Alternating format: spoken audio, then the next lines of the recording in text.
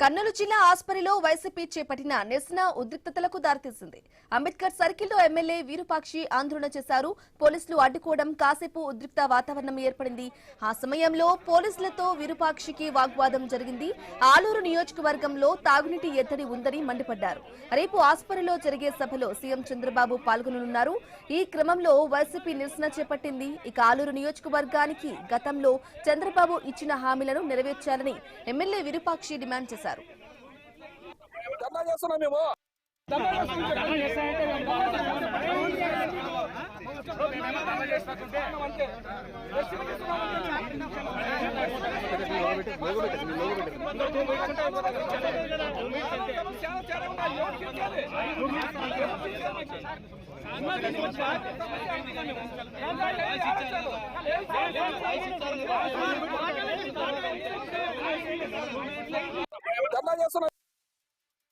సమస్యలు చాలా ఉన్నాయి.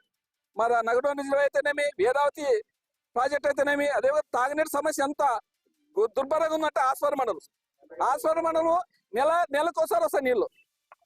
ఈ నుండే ప్రభుత్వం ఆల్దే మేము ఎన్నోసార్లు ప్రజా సమస్యల మీద డిఆర్సీ మీటింగ్ కానీ మన జిల్లా పరిషత్ మీటింగ్ కానీ ఎన్నోసార్లు చెప్పినా కానీ వాళ్ళకి చెవునికి అసలు వాళ్ళు చీము కుట్టినంతగానే కాలేదు. ఎందుకంటే నేను ప్రతి గ్రామానికి పోతున్నాను.